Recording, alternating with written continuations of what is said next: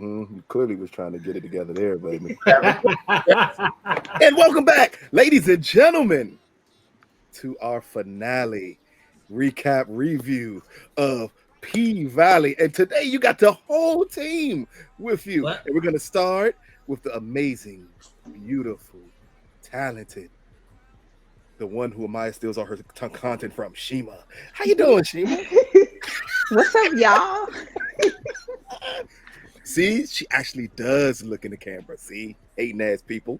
And next up, we have my Neo Soul Guardian Goddess, Jamal. What's going on, Jamal?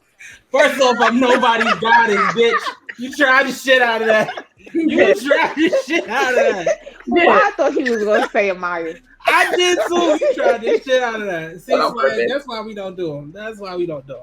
It's the hair, Jamal. You know, say it again. It's the hair. It's the hair. He is currently giving up it's Angie giving. Stone. No more rain. You know, I gets busy with the pen, so don't sleep. There you go. And last up, we have the crowning member of Big Gold Belt, one of our creative directors, Amaya Desire. What is going on here? Hey guys, I'm giving you pink for the pink. All right. Okay, I like that. I do like that. I'm just giving you Tripper for the pink. Hey, that's all you got to give. I'm just giving you nothing. I'm just giving you. And it's been so goddamn hot. I feel like I'm in the tropics, so I feel like I'm in fucking Hawaii right now. So that's what I'm getting. Okay. So it's been 100-degree weather. I'm hot as shit. Tonight's episode 10, which is titled The finale. So even if it ain't, that's what we're gonna go with. The season finale of P Valley season 2. And first, gotta start off with Andre and his wife's confrontation at the beginning of this episode. So for the first time I'm ever able to do this, Shima, what did you think about Andre and his wife's confrontation at the beginning of this episode? Very messy. Messy boots. Messy boots. They just hollering. She just, and then during the whole argument, why the only thing she hear is yellow, bitch. Can somebody tell me the whole argument? That's what you got? Hey, you saw in the background, she was zoned out. She ain't hear nothing till you said She was like, who you calling yellow? Like, she wanted to hit her with that yellow bone is what he liked. That's what she wanted. Right, that's what she wanted. She thought she was Danny for a second. And it was, we see what happened to her. Right. We listen. She sure did end up standing in that line. Yellow bone. What did you think about this confrontation between Andre, his wife, and Hailey as she looked on? I mean, why are you here? Why are you here? I give zero fucks about what you have to say. Yes, you deserve it. Now, why are you still here? Like, I'm confused. Like, I mean, it just is what it is at this point with them in that situation. And that's it. It was just is what it is. Like, I'm not rooting for the wife. Like, bye. Like, you had a whole dick in your mouth, son. You sitting here and I'm kissing somebody. Right? What? Like, get the step in. Get your shit. Why not get the step? And it took you weeks to show up. Why you here? I'm confused. Like, bye-bye. Oh, come on. They both were cheating. They both were cheaters. Like, what are you saying? One cheated here's the thing. One cheated in the, I'm just going to take it a little, I know you was going to get to that. Go ahead. Here's the difference between that. One was cheating in the heart, one was cheating in the flesh. The fucked up part about it was the one that was cheating in the flesh got caught, while the one that was cheating in the heart didn't. So at this point, I actually was rooting for Dre because at that time, he actually acted like he had balls. He actually stood he stood on his shit. He was like, when she said, I guess I deserve it, he said, yeah, motherfucker, you do. Because she did. So I was rooting for Dre at that part. Like, stand on your shit. This the first time I actually, like, saw you as a man. Because at first, you was a little boy. Not you saw him as a man. Yeah. Okay, so quick comments. I'm going to throw it right back to you, Jamal, and then we're going to go Amaya, then Shima. What did you think about the conversation they had about basically him saying you fell in love with what I showed you, a person that I've never been. You fell in love with that Andre. can you still love the actual me? What did you think about the conversation they had? Because that was the most important part to me. Because he admitted he was in love with Hailey. He also believes she's in love with the doctor whose dick she was sucking. He actually said that. He said you love him and you could still marry him. Yeah. So what did you think about that conversation? I mean, he said he spoke from the heart. He said that shit which was true that he felt. And I mean, he didn't say anything that was false. He didn't say any fabrications. Like she fell in love with his representative because by him choosing not to divulge all of his dirty laundry about his father. Okay, you got to go. I'm sorry, y'all. My dog's tripping. So by him not divulging his true self at the time of them dating and being together and things of that nature, yeah, you fell in love with an image that I drew for you. I presented to you. That ain't who I am, though. And because that's not who I am, that's the man that you want. That's not the man that I am. So now, are you going to be able to love the man that I am, knowing what you know now? So I feel like he finally stood on his shit and was a man and not making excuses for everything and running around like a little bitch. Mai, what did you think about the conversation?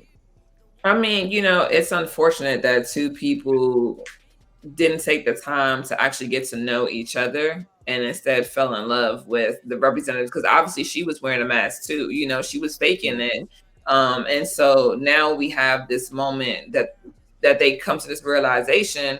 I mean, I think it's fair to say, like, there's no need to waste any time here. Like, we're not the people we thought we were. You fell in love with somebody who, was basically just lying at that point. So why are we even here? I think that's a conversation a lot of people need to have, quite frankly, because a lot of times the representative is very present for like the first 6 months, unless you really know yourself and you're being authentic. And so I think that him knowing that and saying that was his moment of truth for him to be like, yeah, like I'm good with not being that person anymore and not wanting to be that person anymore. Are you willing to accept that now, though, is the question. How about you, Shima? What did you think about the conversation between them two? I felt like at that moment it was a little bit contradictory because it's kind of like you presented that image to her so that she would marry you. So then you're like blaming her. You're like, oh, let's be serious. You wouldn't have married me if I would have told you. And it's just like, you never even gave her the opportunity to tell you anything. You know what I'm saying? To tell you if that would be a no or a go. Like, you never showed your true self. So how it just felt like he was blaming her when he should have took some of the, like, a lot of the responsibility. Like, you presented a false image of yourself. Why is that my fault? Like, I fell in love with who you presented. At some point, you should show up. Question. Do you think that was a form of him gaslighting her then? Yes, absolutely. It was. Because it's like, yeah, you would have never loved me. And you, like, he put all of the blame on her. Meanwhile, he been started cheating first season. With he came up and was like eating her pussy so fast and so great because he was all up Hailey's ass. And now he's like, oh, but you would have never loved me because, sir, like, you gotta stop. He never gave her a chance to actually know him. So he actually hid who he was from her the entire time. And I think it's a parallel situation to what Hailey did to him. He still doesn't fully know her. Exactly. She did it some time. He fell in love with her representative. And it's almost a payback in a way because, again, they said karma will always come back around on you. And then the same thing happened to him that he did to his wife. Which is very interesting how that's going to spin that to the second season. Now, before we jump into what I really want to talk about was, season 3, my bad. Before we jump into what I really want to talk about, which was Mercedes and her comeback special, we're going to talk about Patrice Woodbine, because that's the next important thing to the Dre storyline, is her winning the election as Dre thought he had it in the bag, not understanding that people behind him was plotting for him not to actually win the election. So with you, Amaya, what did you just think about that whole scene as Dre steps out of his house thinking he's about to give the speech, his speech of congratulations that he became the mayor to now him giving a concession speech with his wife beside him. Child. I just think that it was interesting that of course Corbin was like, "You've been up in the polls all night. This is about to be it." And then he comes out and he's like, "Are you calling?" They're like, "Are you calling the new mayor of Chucalissa?"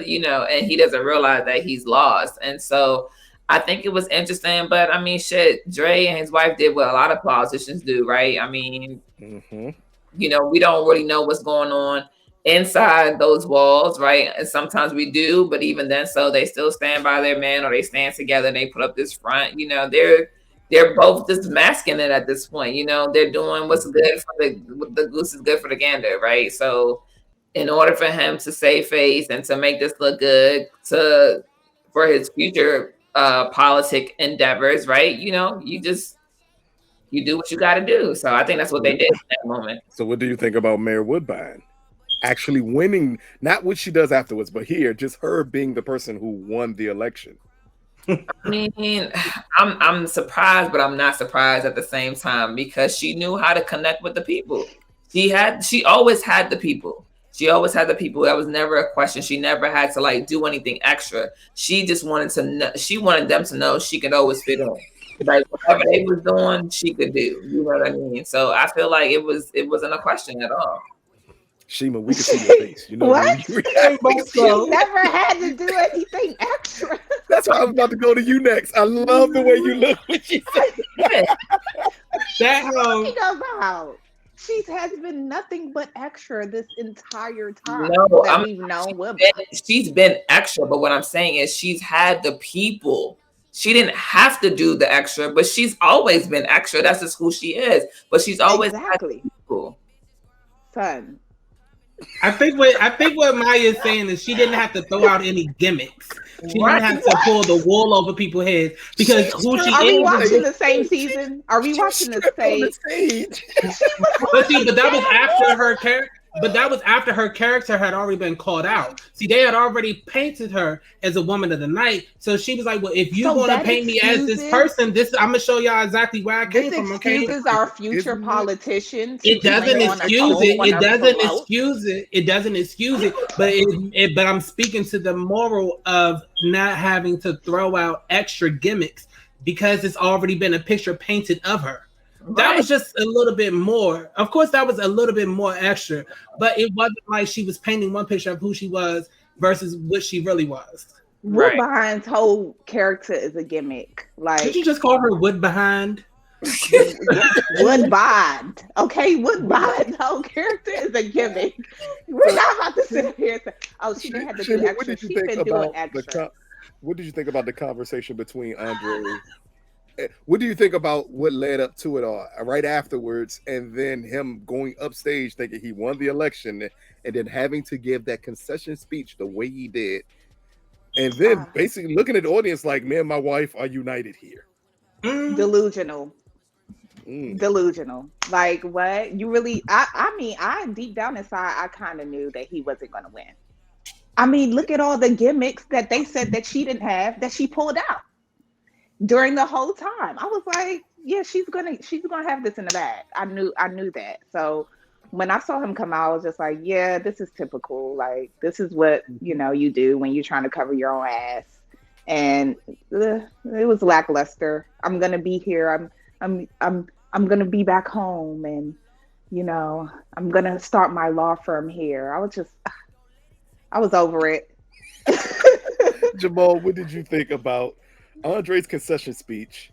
Patrice Woodbine, what she's called, Deacon Woodbine, Deacon Bishop. Governor, Mayor Bishop, Patrice Woodbine. I'm not gonna lie, I was a little surprised, but then again, I wasn't, because she's been leading the polls up until the election. Literally. So we knew that it was in her favor from the get-go. You know what I'm saying? Mm-hmm. I will point out one thing that both of y'all keep saying that was actually never said. He never announced that woman as his wife. For all the public knows, she was just that hoe over there. He only mentioned himself.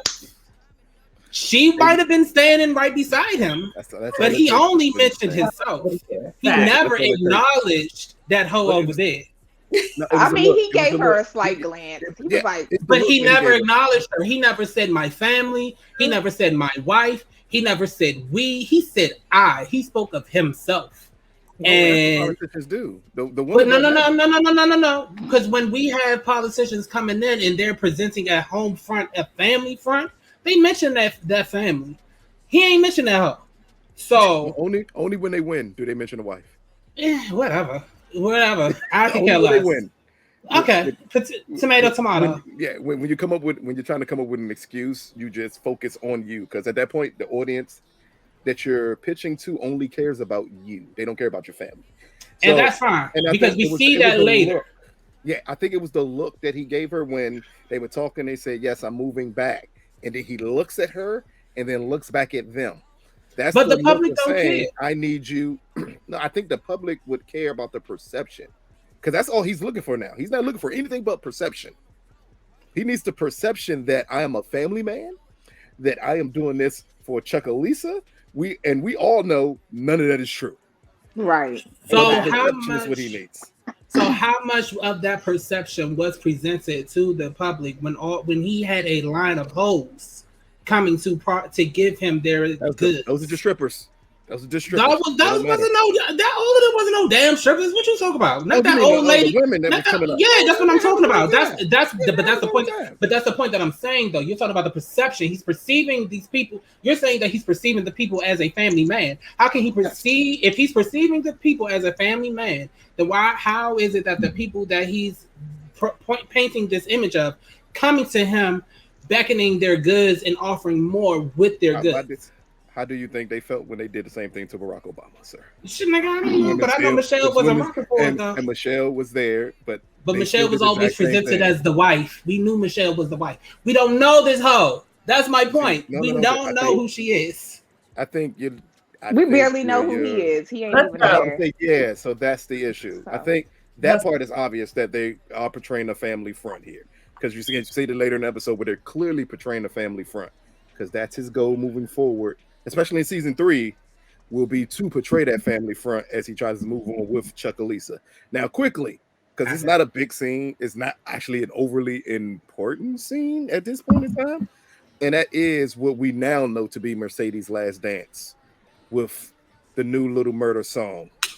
And she killed it. 7 pounds. I'm going to ask. And you counted my girl out. The most important thing here, which you think was more important, the song or her dance? Why is one more important than the other? They were both important. One was clearly more important than the other. Yeah. What do you think was the bigger moment? Her dance or that song in that scene? I'm going to start first with you, Jamal. In the aspect of Mercedes herself, I think that dance was more important than the song, because it gave her... It was that charger in her back that I still got this shit and I can still do it. And if I'm going to go out, this is how I'm going to go out. And I'm going to give the best fucking show that I can give, because now I got this boost. No matter what goes on after this, I got this boost to be whatever I can be, because I've already seen that other people see me and what I do as beauty. And I got that pick me up I need from all different sources around me. So you know what? I got my seal of approval. Let me go out, because I've been saying I'm that bitch. Let me show them that I really am that bitch. And this is how you end, and this is how you do your last dance. The dance to me for Mercedes was more important than the song. But it had so much significance, especially because he mentioned the 7. It was a wordplay on that shit, man. See, but that again, and then when we talk about the more important, we're talking about the element of, and here we are going to go into the rest of the episode. That's why I brought up the more important thing between them two. So think about Mercedes' entire storyline, because that's what we're going through here. Because this song and this performance weighs on her entire future going forward. So it's still the dance, because the dance or the song. it's still the dance because she heard the song first before she went up there to dance. And hearing all of that shit in it, knowing what she knew before she heard it, and hearing it played back to her, it was just that inspiration to kill it, and she did just that. Shima, what did you think? The scene, Mercedes' last dance. Which was more important, the song, the dance, and just quickly, what did you think about Mercedes' storyline for the remainder of this episode? It was really hard to say which one was more important because I feel like they were both so impactful that it's hard to decide. Because like last few episodes, Lil Murder, we got to see how he got his name. And then Mercedes, having to take that 7 pounds of pressure, getting that taken off of her by Diamond. I just felt like it was really impactful. It was really great to see her just get up there and move and like do all those things that she was doing with her body because like finally she released and let go. Like because I think she was relying so much on her injury to like make excuses as to why she couldn't do certain things and she couldn't hold certain tricks but this time because it was her last dance, she killed it. And I liked the fact that she was there to see what was supposed to be Mississippi's last dance and the way that she admired her. And then she turned around in this last episode and then gave us, what we needed. So both for me. Okay. Amaya, what did you think? Again. I mean, I wonder if that was initially the plan because I don't think that her dancing with Lil Murder was actually like supposed to happen. Yeah, it wasn't. If you heard the song, remember at the end of the episode, the last episode. Right. So nonetheless, though, I think that because the song resonated so much with her, with what she had been through at the Pink, and this being her final dance, that it was only right that it just synced up in a way where it made sense for her to do it. I think that I'm gonna kind of be with Jamal on this. For Mercedes, and I'll say this actually, I think for Mercedes, the song was impactful for her. It gave her the confidence. It was a release while she was actually dancing. She found herself. She found the next portion of who she wanted to be. And I think that was something that occurred for her. And I think that having a GOAT like Mercedes backing you up for Lil Murder was very impactful and important for him. For the Mercedes storyline for the remainder of the episode, though, you see her get her money. Okay, run me my bag from Farrah. Thankfully, we didn't have to ask. She did the right thing. But she also has now boosted Mercedes to a space of like, girl, you got this. Like, we can create our own rules. Mercedes back in the club. And maybe it's not a dance studio for girls. Maybe it's teaching women how to find that confidence, how to find that next that fitness center. Right. That, you know what I mean? That unlocked piece of yourself to be sexy and to be in something that you never thought you could do. And then of course getting Terica, which is very, very, very important. And I think that, everything is lining up for her. But what I love is that they not swap, but that they add that little pinch of salt in there with her and Maine, because I really think there you go. That's what I was focusing on when I asked that question. It's going to be, oh, well, you got up on stage with Murder, so now you're a part. And I think it's kind of fucked up, but I understand it at the same time because I understand how gang life works. Affiliation. But yeah, I think that it keeps Mercedes' line going into the unpredictable. We don't know what it can hold. How much of y'all looked at that scene between her and Maine and you realized that he, at that point, pinpointed her as you riding with him? I knew it from the moment. Yeah, when he was there. Think about the way I love the way they shot that scene with them two and Terica right next to him like that. Because I was waiting for her to say she introduced him for a reason to Terica. Because we just had Terica ask who her father was. And Maine and Mercedes were together, and he went to jail for a long period of time. and that's all they would ever say about their past relationship. And They I never thought dug about deep that too. into I it. was like, is that her But yeah, dad? she can resemble him a lot, and he just said, "Oh, that's your daughter." Nah, That's all he knew. Nah. Like she knew who her father was. Her father died when she was little. No, did she really know who her father was? That's all. That's all I've gotten to us is yes, Yeah. they have said that, but just the way that scene was shot. It's certain times when you do a little cinematography with certain shots with certain people that you frame it for a reason that way. Right. And normally you don't frame a shot for a reason that way unless you're hinting towards the audience to pick up on something, and that's why you frame it that way. I didn't get that.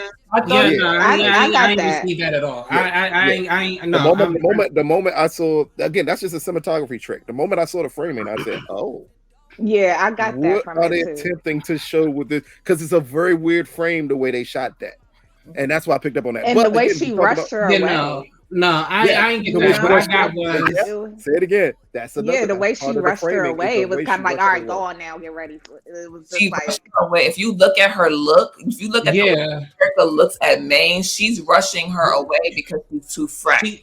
Thank you. That's why I was going with it. I think that's where I'm with it. I think that's the easy out to think that. Yeah, exactly. That's what I don't think too. that's at all what I saw there is freshness. That look was very. Nah. I'm just saying. All I'm going to say is pay very close attention to that relationship in the next season, because again, I only pay attention to the way you frame a shot. That shot was framed that way for a reason, and it was weird. The moment I saw it, I thought it was extremely weird. They framed that shot that way, and I said, okay. I'm willing to put a little bit of money on that too. I'm ready to take your money if you put that money on that, because if anything, I'm seeing it as Maine turning Terica out. I don't see it as that being her package. Wow. I see it as absolutely not. Yeah, that comes across way more of a person who actually loves her mother, who's heartbroken that her mother did what she did to turning her out. That's not in the character at all for him. I don't think that's going to happen. His thing is anger because but no, not him, not that character, because that's not the way they built that character up. They built that character up with nothing but integrity this entire 2 seasons. He didn't even go after murder while she was dancing, which was clearly he was there. Which was something that's what he was there for. Exactly. He was there to get the job done. But the moment Murder got on stage with her, Murder became off limits. He cut it. Right. So we're just going to ignore the aggression and the passive aggressiveness in his tone while he's speaking with her, saying you already picked your side. As that not being we're not ignoring it. That's the point of why I'm saying what I'm saying. Because a hurt nigga like that's about the streets, that's about that street life. That's some petty red. Okay, y'all saying that. I'm just talking on what I know, so that's why I'm giving my opinion on that part, that exchange. For me, it's like you hurt me, so I'm going to hurt you by going after what you love the most, which is your daughter, and I'm gonna turn her out. That's how I interpret that. Is so creepy. Thing. That would downgrade the series so much. Like I don't think that's where Victoria is going. That's not where she's going. Yeah. Right now, the angle, but the reason why I asked what's more important, the song or the dance, is because her dance had ramifications that she knew. She knew if you get up there with him, what's going to happen. She knew that they were in that audience to do harm to Little Murder. The moment you got on stage with him, you aligned yourself with him. Song be damned. None of that ever mattered. That's why I asked what was more important, because as we're going to see the ramifications from this episode, that dance is going to have way more ramifications than that song will ever have. It's because she got on stage and she did what she did, knowing what she knew. Because she even said it. Like, I understand all of this, but I know I only did it for the pink. She knows it's not that simple. She also knew when the shooting happened, she said, let them deal with that, right? You just got out. Murder did the shooting, but she knows that something occurred between the two gangs. Now, in the reality of it is that she can choose to dance with whoever she wants, right? Because even still being in the same vicinity, being in camaraderie with Lil Murder puts her in a position to be on get back. So whether she did the dance or not, I mean, again, like we said, if it wasn't even supposed to happen, and they're thinking like, oh, she's on stage with Lil Murda, so now all of a sudden she's affiliated. That's an assumption. You making an ass out of you and me because that's gang culture. But they already knew that she was cool with Murda from last season.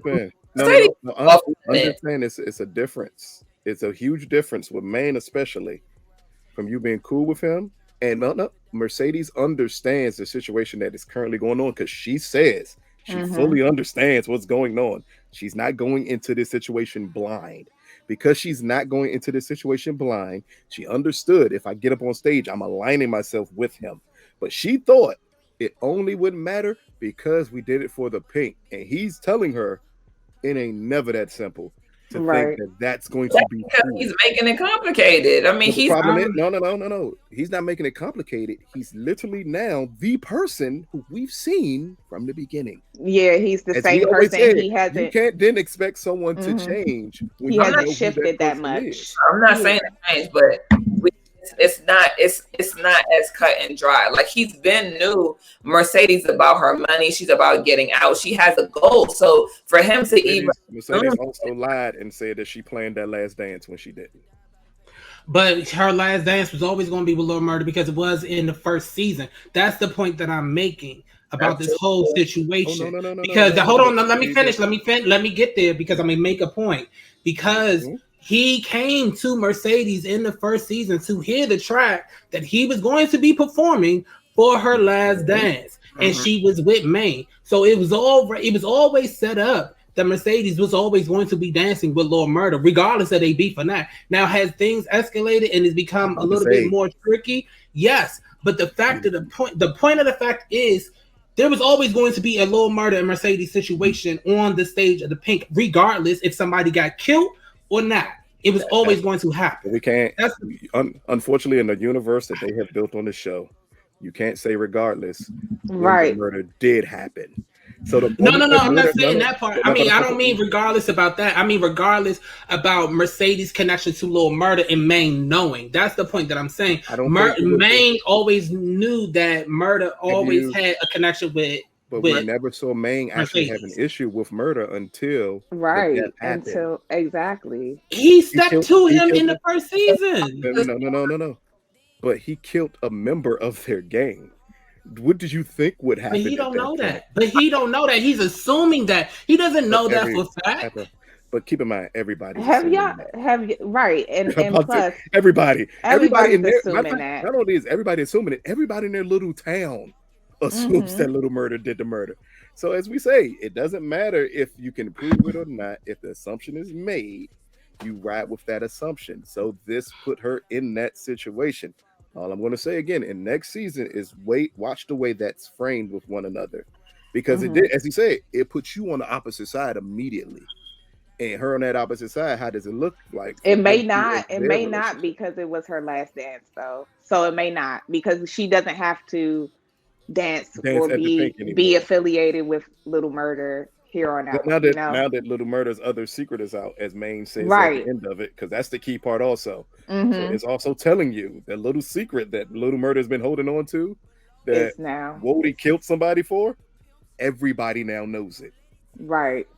What impact does that have on Little Murda in season 3? Now that he's managed to come out, but he came out to Clifford and his friends. Now that the streets know about it, the one thing he's been attempting to hide the most, and Wody has killed people to hide. Once this comes out, what happens to Little Murda? It's an even bigger target on his back now, because the homophobia mixed with the gang culture, and that's all I was thinking. I was like, if they didn't want to kill him before, they definitely want to kill him now, because let's be clear, like being a gay black man, like in the hood or in gangs, and that doesn't really go over well, and that's the reason why I think Uncle Clifford was encouraging him to kind of just go his way, because he does know how dangerous this lifestyle is and can be. So That's what I was thinking. I was thinking if they didn't want to kill him before, they want to kill him now. Based on the fact that they think he killed one of their gang members and the fact that they think that he's gay. Or they know that he's gay now. Yeah. So. What did you think, Amaya, about the coming out part of Maine telling Mercedes? One, because Mercedes also did not know that Little Murder was gay. She had the slightest idea. When Maine approaches it and she said, "Don't talk about Uncle Clifford like that," and he said, "Clifford ain't the faggot I'm talking about." And then she knew then. I think she kind of knew who it was. It got clearly confirmed to her later on in the episode. But what place do you think that puts Little Murder in going into the next season?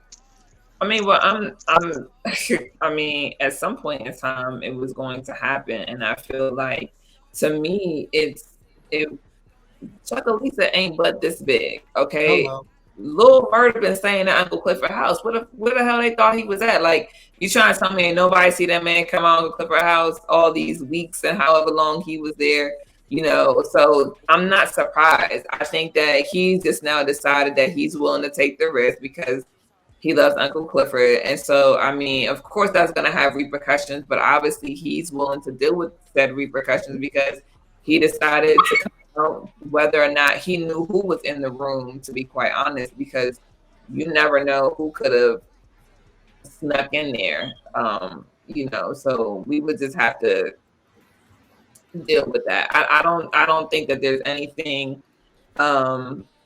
Is it going to impact his career? Absolutely. You know, it's going to impact the whole entire season of next season, season 3 is going to be impacted because now you're shifting the character. The character has to come out, you know, and he has to be true to himself. So we'll see.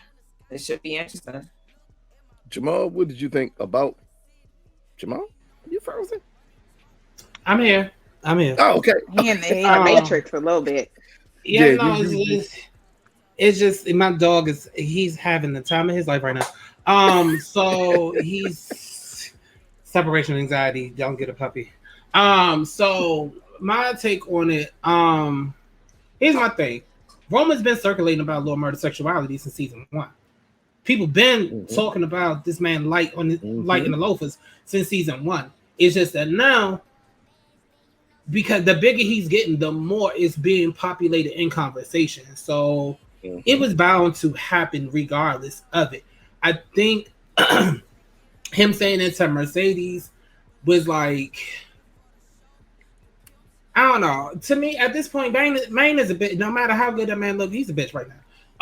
But anyway, as far as Shima was talking about earlier, with Uncle Clifford pushing him away, I think it's both because of the danger and also because of not wanting to prevent him from being the star that she sees in him. You know, that's just my take on it. Uncle Murder coming out. I mean, Jesus, see. I'm about to say Uncle Murder. Lil Murder coming out, I think, was a pivotal point in this season because of in the show, period, because of the fact that like he is now able to be free about himself. And you know, it's one thing to be in hip hop and to have an alternative lifestyle. I hate that term. To have alternative lifestyle and be a rapper, but it's another to have it under wraps. And we don't know where this next chapter of Lil Murder's life is going to go, other than he's saying he's setting his own destiny by he's like, you know what, I'm going on my own tour. I'm coming out. And Chucalissa, like Amaya said, Chucalissa about this small. So by the time season 3 comes around, everybody that was at the juke joint going, no, Lil Murder gay. Yeah, so it is what it is. You know what I'm saying? So that's what I mean by the impact of that having for Lil Murder moving forward. Because one thing we do know, and Shima pointed out about a certain culture that he is involved in, it ain't just the people that's looking for you that you're worrying about. Right. You're almost worrying about the people who would normally ride with you. Exactly. We understand that Wody would. We understand he would. He but would. Everyone else in that crew, Will they We turn don't their backs on him? We don't know that part. That's what I mean by Yeah. what's the impact of him doing this? It's a exactly. big moment. It's an important Mhm. moment for the show that he did Mhm. come out. So Yeah. But now I that keep he is forgetting he got them other people. yeah, Yeah. like now that he is out and he has a Like whole it. crew Yeah. behind It him. impacts his And we whole life. Yeah, I and we keep Yeah. forgetting about the people because we don't see them. But at yeah. the same time, I mean, look up Rayful. Everybody, I mean, I'm just Rayful. Everybody knew Rayful had a different lifestyle, and niggas are still killing for him. So who knows? Maybe they might be with the shit. Maybe they might not. Who knows? But I think the best thing about this whole situation is that Lil Murder owned the narrative of his coming out. Like it wasn't about somebody outing him. It wasn't about somebody putting his business out there. He showcased that shit. He put that shit on Front Street for everybody to know. So he comfortable in his skin. And I think after this, he's not going to give a fuck. That's just my take on it. Yeah, and I feel like he also wanted to do that because of the relationship with him and Big T and how that played out. And he was kind Mm-hmm. of like, listen, it's now or never. And like, I want to live my life for me. I don't want to live my life for what other people might think. And so I think that was a big part of the reason why he also Mhm. chose to like reveal himself. Now I know everyone else would want to answer this, but I want this answer from one person, and I'm only going to ask this one question, and then we're going to move on. So I'm already sorry, Jamal and Shima, that you're not going to get to answer this question. But Maya, what did you think about Little Murder revealing his love story with Teak and how that's portrayed to Uncle Clifford? Well, I mean, I feel like Uncle Clifford told him when he was ready that he could share his story. Mm-hmm. And in the midst of telling Clifford, like, you deserve this love, I want to give you this love. Let me share with you why. And I think that's why he revealed the story with Big T, because he's saying, I lost somebody. Not only did I lose them, but I had to love them in the dark, or I chose to love them in the dark. And then I lost them and right in front of me. And so now that I've learned such a very hard, I don't want to call it a lesson, but it's a hard love. That's a love that's one of those things that you just can't forget. The images will never, leave your mind. And so I think that it was just, he was ready. He was ready to profess his love. He's been working on it since he'd been on the tour with Keyshawn, writing his little postcards. So I mean, I thought that it was right on time. It was authentic, and I actually appreciate that it was authentic. That it was confused a little bit because he's like, giving you chicken and these mashed potatoes. This is his love. You know what I mean? So I mean, I authenticity in that. And then let me ask again, but particularly the story of him and Teak at the beginning, because Uncle Clifford clearly points out, baby, that ain't love at the beginning. Well, you had that man. He said, "Ooh, kidnapped and put in the closet. That's love." Yeah, but technically, wouldn't that mean technically was it Teak's choice the first couple of times? Because Murder said the first couple of times, it is what it is. It is what I wanted. But then it grew to something else. I mean, yes and no, right? The both can be true at the same time. So yes and no. But he also, I would assume if Teak did not want to be there, he could also say, like, this isn't for me. Nobody, you can still, this is gonna sound so fucked up, but that's why I asked you. You can be somebody's bitch and not love them, or you can choose to see them in a different way because you're both in unfortunate circumstances. Neither one of you want to be locked up. Neither one of you want to be in this space. We don't know their life. We don't know the life beforehand, so we don't know if Lil Murder or Big Teak were having homosexual relationships outside of jail. We don't know any of that, so I can't. We know Murder was. I'm talking about the before. Yes.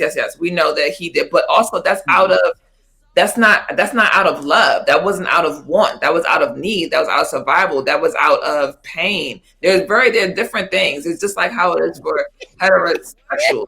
You so lucky you asked that question to Amaya, boy. Hey, that's what I did. I ain't crazy. I know who to ask Nigga, it to. It would be the way it would be explained, and I knew if I asked you or Shima, it was gonna go hard. And I was like, let me go to Amaya. She'll give me the proper answer to this question. Niggas ain't shit. But you know what? I'm gonna give you and Shima 30 seconds only, and I will cut you off. Listen, 30 seconds is all I need. Fine. Go ahead, Shima. Well, I feel like just skip me because just skip me because I just hey yo.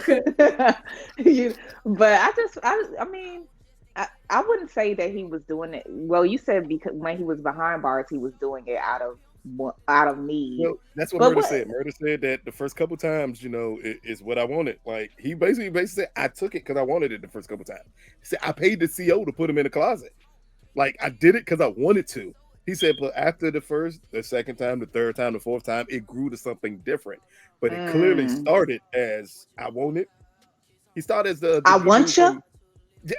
And I need you. Exactly. Now we can do this the hard way. Or the easy way.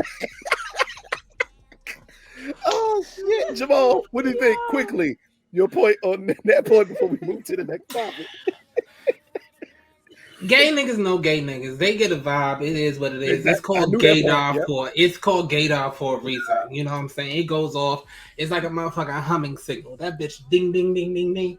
A nigga know what's good, okay? So yeah, he might have paid the CEO off the first buck, but as we learned earlier, Teak, soon as Teak came in, he knew what it was and he wasn't objecting to it. So it was like they both vibed off each other. I mean, nah, he was like because earlier in the season when they discussed it, he was like, I thought that the CEO was going to rough me up. I didn't know what it was, and then here I come in and I see you. And you know what I'm saying? It went where it went. Shut the fuck up, Lil. Shut up, because that's my wedding song. So with that being said, it's like they both knew what each other wanted. I mean, they both knew what it was when they saw each other in the situation, and they made it happen. It was like, yeah, I'm just trying to get this nut off, and then it grew into an actual relationship. But I love that point. He said the sun always shines even in the dark shadows. Nigga, that was a word. That was a word. Yeah. Now it smelled like pussy up in here, bitch. Bitch. I'm getting drunk. Stop. I'm getting drunk. Hennessy is in my system. Stop. No. You heard Grandma Ernestine. Grandmother. Now, next up, we're going to talk about Hailey getting played. First, she gets played by Blanche Devereaux, who informs her you overplayed your cards, and I know you're going to wish you sold me the pink. Next, she gets played by Uncle Clifford, who used a Mississippi law that said he can sell the property because he owned 30% of it. But in the end, she kind of put Clifford back in the hole that he started in season 1, which is you got the pink, but you're dead broke and you have no way to pay for anything. Right. What'd you think about the storyline for Hailey this episode? What'd you think about her blonde hair at the end playing Erykah Badu, Didn't You Know? And she gets off the bus clutching the twins with now $300,000 in cash to do whatever she pleases to do. And I'm gonna start with you first, Jamal, because I cut you off as you was trying to go deeper into Little Murder's rape culture. But go ahead. Shut the fuck up. So this situation, I actually didn't see coming. Hailey played herself because when you playing in a game of gambling, you gotta know all your ways to win. You get what I'm saying? And even though she might have been smart as far as knowing her bracket, knowing, who to play, knowing the worth of it, as Georgie says on the phone, you don't know the history. You know what I'm saying? And that even goes back to, I don't know if it was the previous episode or two before that, where we see Colin in the field trying to get the water going. And we don't know what it's for. We probably thinking it's for the crops. The whole time, the water always runs where I forget what Georgie says. I'm getting drunk right now. I apologize. Water always runs Right back to where it used to be.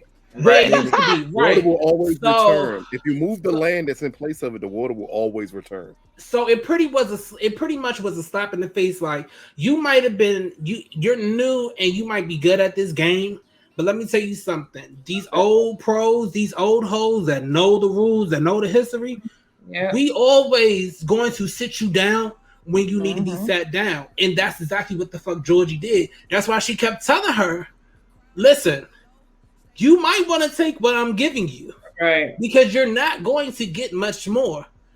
And Autumn had a good poker face, but at the end we see that it only blew up in her face. Now her dipping out and having that 297, you know, the bitch got to do with the bitch. She living life like a gypsy. She gonna do what she know, and that's to move on and keep it moving. Don't say shit. And as she say, motherfucking gotta earn the right to know your name, know your history, know your business.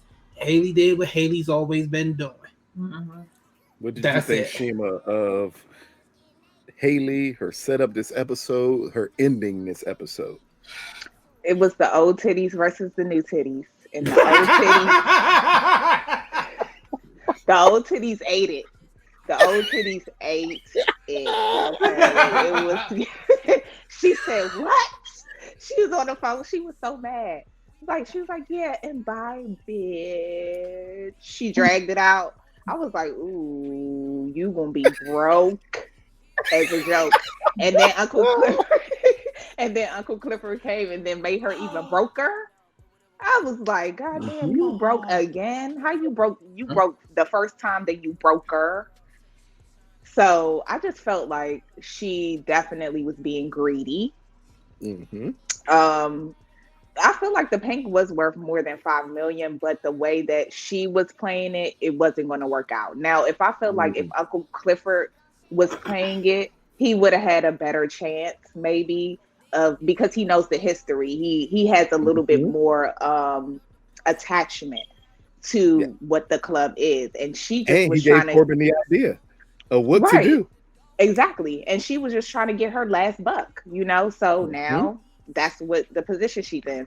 I was like, the suit mixed with the trash bag, it was throwing me for a loop. You know what I'm saying? I said, is that a Balenciaga trash? Because I know y'all seen them. It was giving couture gypsy. That's it was gypsy couture. Gypsy couture. That's what it was. It was giving Greyhound couture. Oh my God. That was a China bus. That was. I hope you got a seat in the front, because that you going out bad. You going out sad. Like, just, she ain't even had her shit underneath the carriage. I'm just like, damn, you ain't even got a purse. This woman got $300,000 and this and not a didn't purse even think. to carry it. She walking around with a Birkin and a trash bag. She walking around with a Birkin and a Glad. Girl, you better go get that Toten Curry and put that shit dead luggage in there. God damn it. Not a Birkin and a Glad. Go ahead, Amai. What did you think about Hailey showing us that a dumb bitch will always get be her off my screen.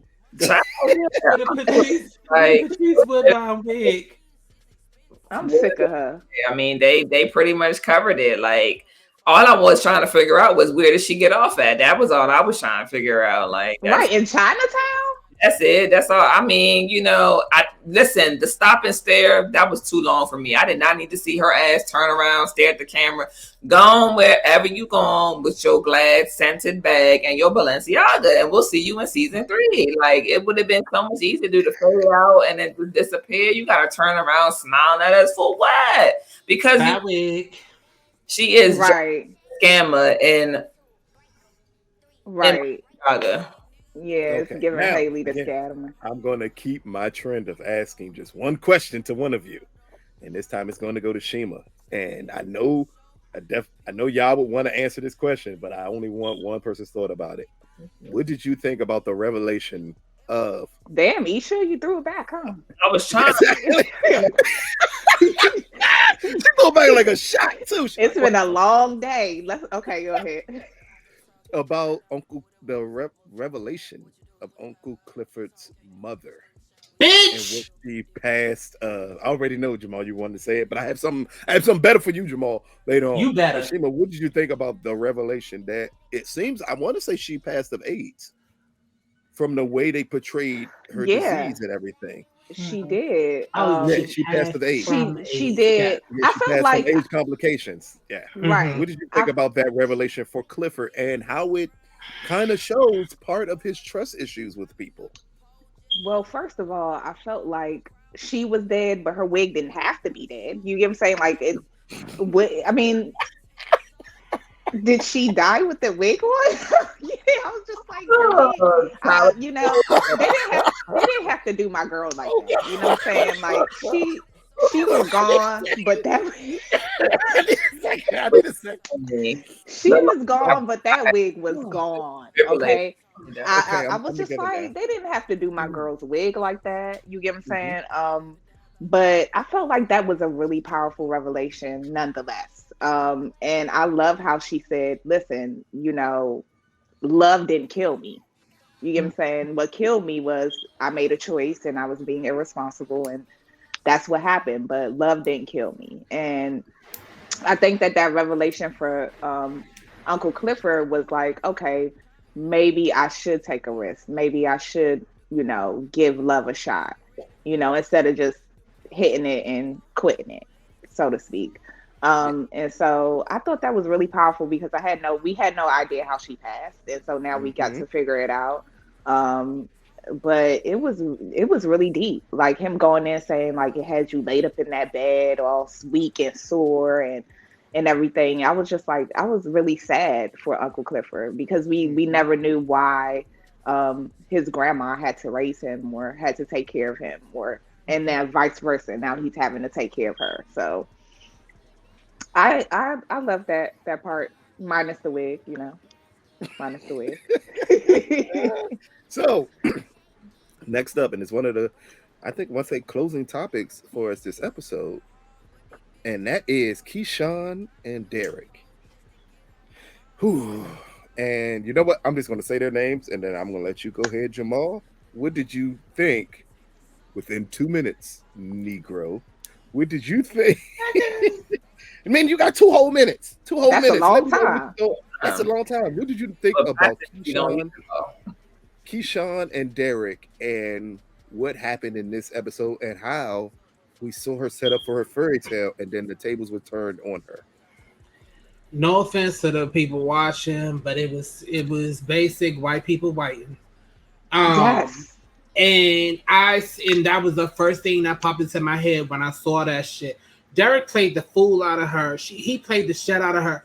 But at the same time, I gotta blame her stepmother about it as well because, bitch, mind your business. Mind your motherfucking business. Why the fuck you gotta call my baby father and have him to rant and rave about kids that your ass ain't even checked up on? Like, that whole situation pissed me off to no end.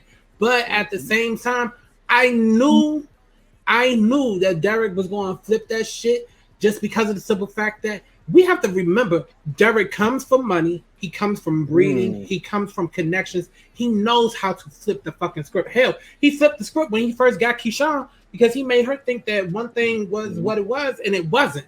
You know what I'm saying? So when that shit all boiled down, I knew that shit, the way it played out, I knew that shit was happening the way it was going to happen. And then for her to call Diamond, I said it earlier in past reviews. Diamond was always going to be that one, that Captain Saberho.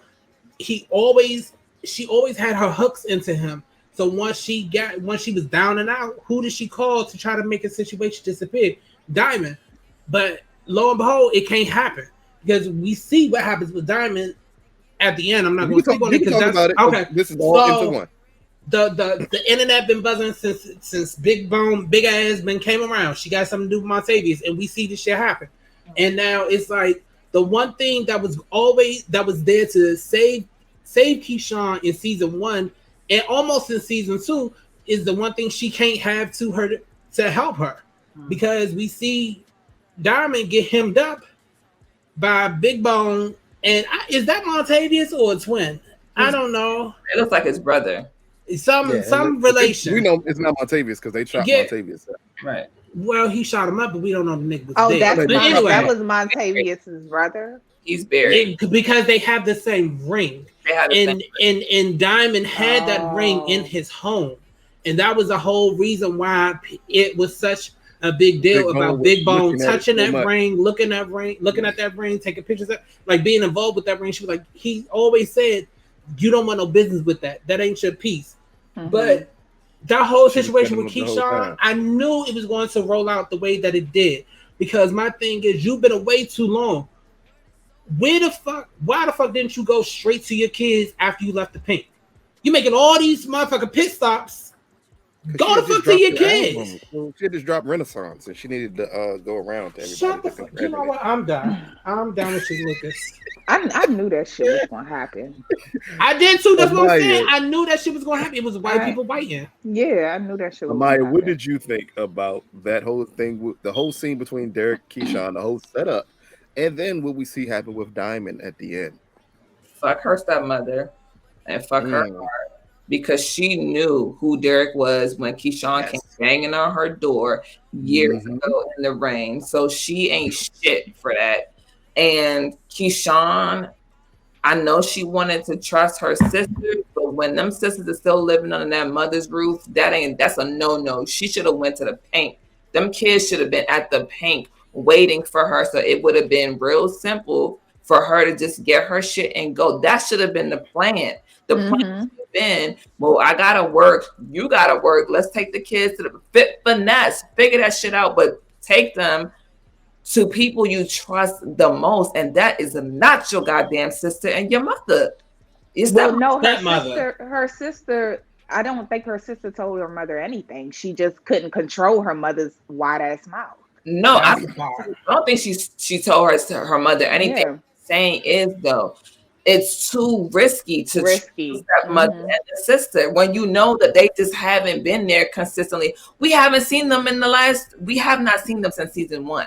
So we haven't seen them since a flashback. Those kids should be in their possession, so to speak, right? They should have been at the paint. It just makes more sense. The fact that Derek, I couldn't. It makes sense, but I'm gonna say this in Keyshawn's defense. I think it would have raised more of a red flag if Keyshawn would have took the kids to the pink, because that would have been Derek's way of knowing she had a way out. If she said she was dropping them off to her sisters, it would have been like, okay, she got to come back. She got to come back into the city. I think the key part is, remember, she never told Derek she was taking them to her sisters. Yes, she did. No, she did. He said that she didn't know she had all these errands to run. Yeah, which made no sense. That's what made the red flag. But my thing is, you go where you know people are going to protect you, and them people cannot protect you the way that the mother protects you, like point blank, period. The fact that Derek did what he did, considering that these kids are being abused by this man, and he is able to finesse the system in this way to make her, and the fact that she can't even control herself because she's so angry and so pissed off. Now she looks guilty by reacting the way that she did, and Derek acting like he's the one that's been. Child, I was so mad. You see that motherfucker part that man had? My motherfucker had to leave it to Beaver. Like, bitch. This part of the episode is gonna piss all of the viewers off. I guarantee you. Yeah, for sure. It's because we wanted to see her win, and the fact that they are an interracial couple, and this man has been able to manipulate the system, manipulate the people around him to have these kids when he's been abusing them. When she's trying to find like. I'm the fuck over it. Like, and Diamond, we all knew that was coming, right? We knew it was gonna happen one way or another. We didn't know it was gonna happen like that, because Diamond is supposed to be way more on his P's and Q's to just be getting snuffed out like that. But he's also in a rush to go save Keyshawn, so he's not even on his tiptoes like he should be. And now we don't know what's going to happen with him. And the thing is, Big Bone don't even know the whole story because, yeah, Diamond may have buried the body, but he's not the one who actually killed Montavious. So now what? Because I don't feel like do we believe that Big Bone was only sent there to set him up the whole time? I do. I do. I do. When she saw the ring, it came to her who will be responsible for everything. Right. Yeah. Absolutely. Because she was. I think it kind of pays off, and this is the good part of it. And then I'm gonna let you go, Shima. This is the good part of it. It pays off a scene that we thought was just a throwaway scene when they were having sex, and she was looking at the ring, and we said, "What the hell was the point of that? That made no sense." Now you see the point of that is when she saw that ring, she knew who that ring belonged to. Like she was sent there the entire time to find out where that man's brother was. Yeah, that's true. And you know what? That just made a light bulb go off because I was just like, yeah, we were kind of like, why? You know what I mean? Like it wasn't even that. That's part of great storytelling is when they can give you something early. Yes, you're right. Yeah, so she was there for the whole time to figure that out. Yeah, it was a whole trick. Mission Impossible. Wow. And he wasn't even for real. He wasn't even all into it like that in the beginning. Because that's what she wanted to do it again because she was like, oh, that, you need to be thinking about me. And it's just like, we were kind of like over it. But so what did you think, Shima, about the whole other portion of it? And that's Keyshawn and Derek. And what we got from them in this episode. And again, her reaching out to Diamond when she was in trouble, giving him the fairy tale to let him know, I want this man dead. I was livid because first season, we could have been killed this cracker. Now we're in second season. Is he a club or a Ritz? Oh, he's clearly a club. It's a club. He's clearly a club. It's definitely giving club. Yeah, I was just like, I was pissed. Saltine even. And then the way saltine, basic and white. I like me a good saltine. I don't like them clubs. And the way he manipulated the system, like, first of all, the system doesn't need any manipulating because it already works in white people's favor. So the fact that he just doubled down on it, and then the social worker's voice was driving me insane. I almost thought that Keyshawn was going to attack. First, I thought Keyshawn was going to attack her stepmother. She didn't attack her there. I thought she was going to attack the social worker because she was like, you can do nothing right. You're just lazy. And she was spewing all of these hateful, racist things. I thought for sure she was going to choke her. But then when they revealed the paperwork to her, they're like, oh, this is da-da-da-da. Oh, that's funny because whole time you trying to protect him and now your ass is on the line of fire.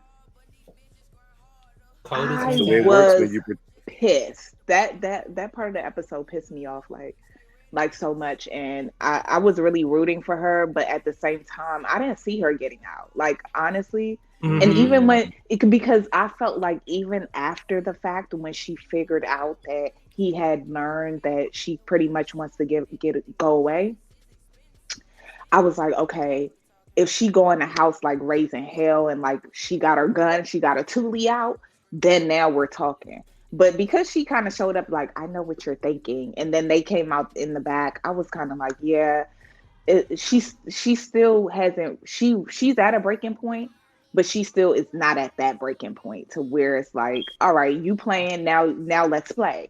You know what I'm saying? Since you gonna be crazy, let me be crazier. Like, I was pissed. I was so mad at that part.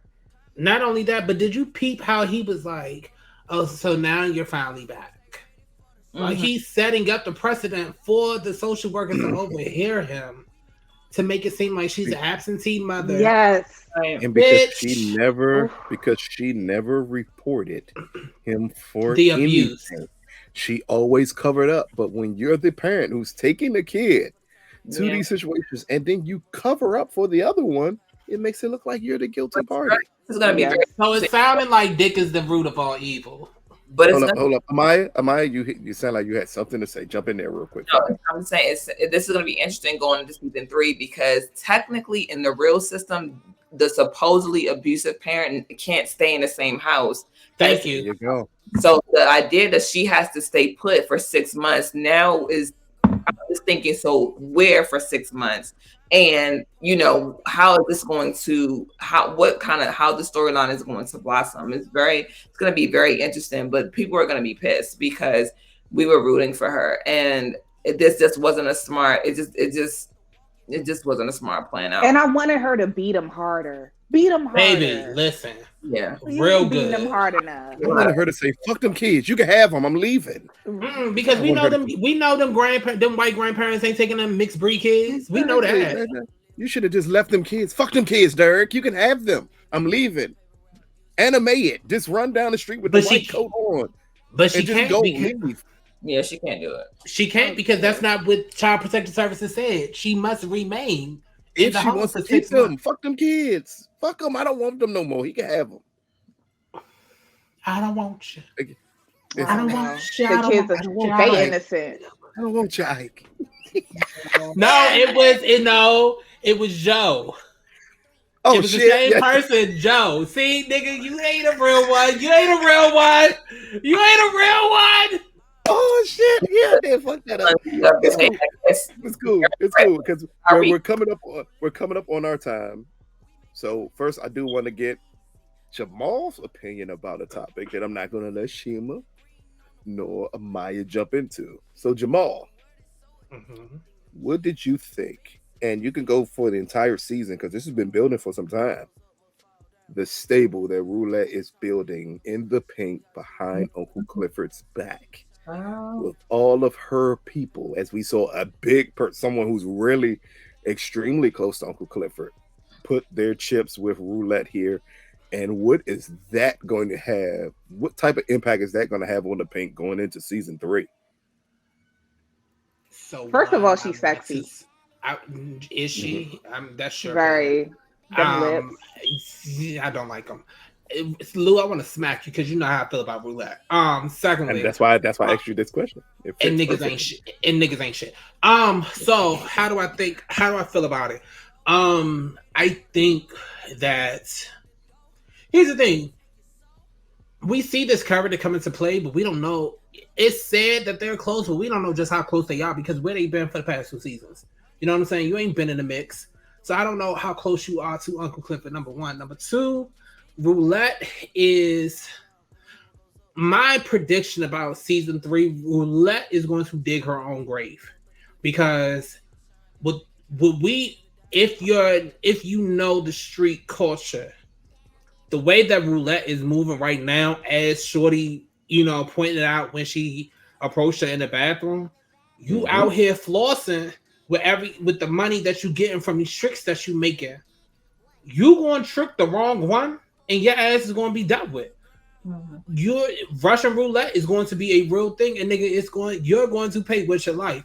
I think that in season 3, that's going to be Roulette's downfall. I think she's going to be killed because she's not thinking smart. She's thinking of the right now versus the longevity.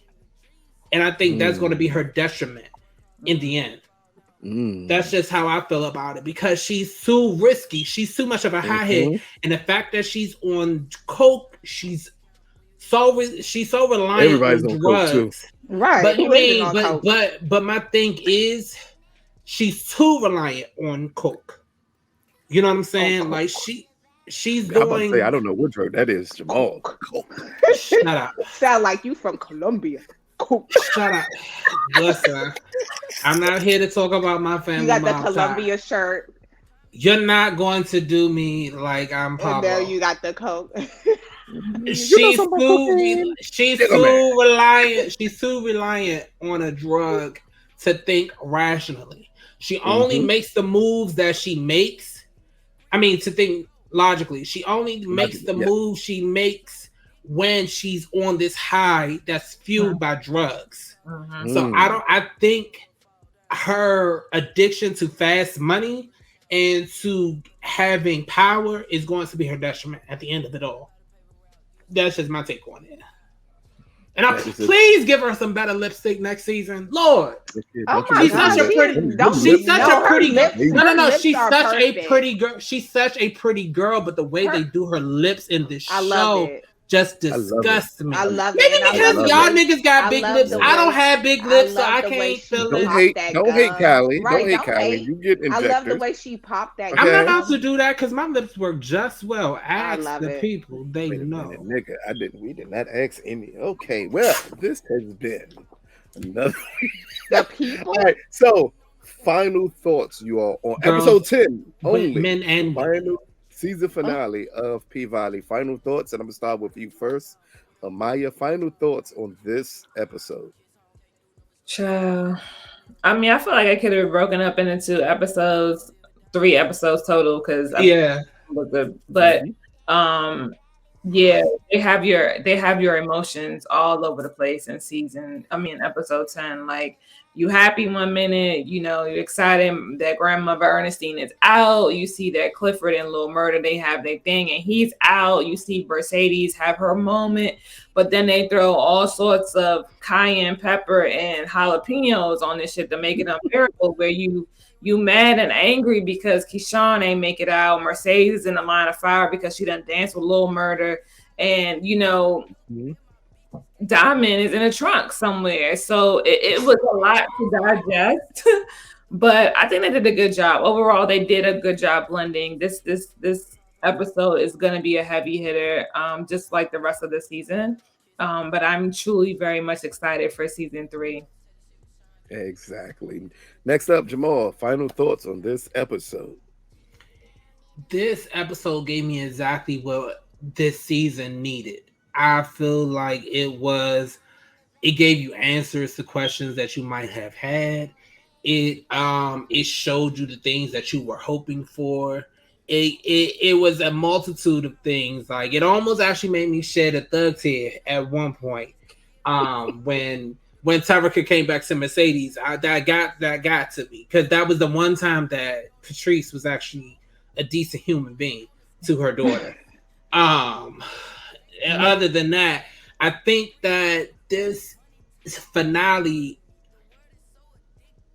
God damn it, it gave me exactly that push that shows that this show is worth the hype that it gets, because it's been so good. The fact that it got renewed for season 3 off of episode 2 alone, it gave me at the end of this episode, you know what I said? Bitch!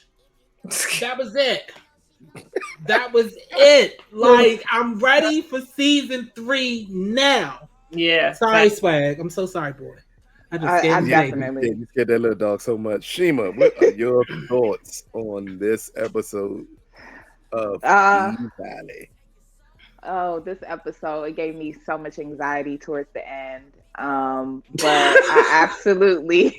I absolutely loved it. I don't really like cliffhangers like that, but my mouth was on the floor when I saw Diamond in that trunk. And when he was getting stabbed up, I was like, no, not our savior, that's supposed to be saving us, getting, tossed in the trunk.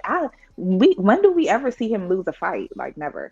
And so I am ready. I am excited for season 3. Katori Hall, yes, you did this. Season 2 was epic as hell. I love everything from the wardrobe to the hair to the cinematography. Like, you petty, immaculate. She ate. Yeah, the cinematography was the cinematography, especially for Mercedes' last dance. Woo, when she did that flip and she came down, baby. Beautiful. I already knew what time it was. And so I'm just excited. I'm excited to see what season 3 has in store. But season 2 and episode 10 was nothing short of what I expected, which was amazing.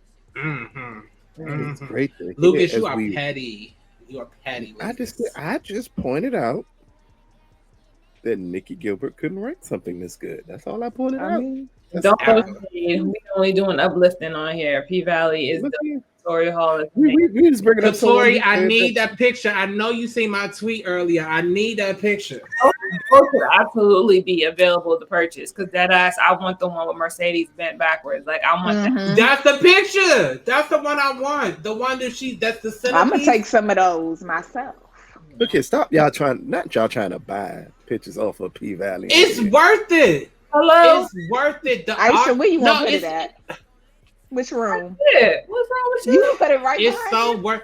But I just want to real quick. I just want to applaud Black cinematography because we don't get the accolades and the applause that we deserve in a production like this. Yeah, you would expect it from a Scandal. Yeah, you would expect it. Yeah, you would expect it from How to Get Away with Murder. Not Scandal being the first show you bring up in Black. Well, I mean, I'm just saying because that was the one thing that had both white America and Black America at the balls. You know what I'm saying? But this show, not white America, mulatto. But I'm just saying because it had everything that they love. But what I'm saying is, you take a show like this. At the ball. You take a show like this that shows all of the stereotypes of Black people, but you also see the uprising of our people being something, doing things, being more than just a caricature of what America knows Black people to be. This cinematography, this show, this series is beautiful, and I just want to thank Katori Hall, Patrick Ian Pope for doing justice to not only us as a people, but to that, even to that general area of America down in the Delta of the South. You did them justice and you did a great, phenomenal job. It's just beautiful. Like I could cry right now. That's how beautiful it is. Seriously. That is awesome and powerful as we close out another season of P Valley. And you can check back with us when season 3 drops, as we will be here to bring y'all the fresh, hot episodes from P Valley. So please subscribe, hit that like button. What else do they do on comment, YouTube? Talk about us, subscribe, join the live chat. It will be at 1:00 right after the episode airs. Oh, Jesus. For debuts, you will get the live chat. You can check in. I'm pretty sure Jamal, Amaya will be in it. Sheena may jump in there to get your comment. We are going to be in there commenting. We were struggling Saturday, yo. Bro, we're going to attempt to get together next week to record an overall season review of this show. Yes. So again, check that out and just check out overall the content we have. The same night that this drops, myself, and Adria will be dropping our review of season 2 of Kanan, episode 1. So tune in for Big Gold Belt. You got at least a good 2 hours of content to tune into us on that night alone to let us know your thoughts and your comments. If you like it, you don't like it, jump in the super chat if you would like to. However you would like to do it, we are here to give y'all the hot content. Also, check out, coming soon, the overall season review of Black Love from Amaya. And we have way more content than that. Just subscribe so you can check out everything we bring in y'all way. Peace, people. Bye. You're so cute.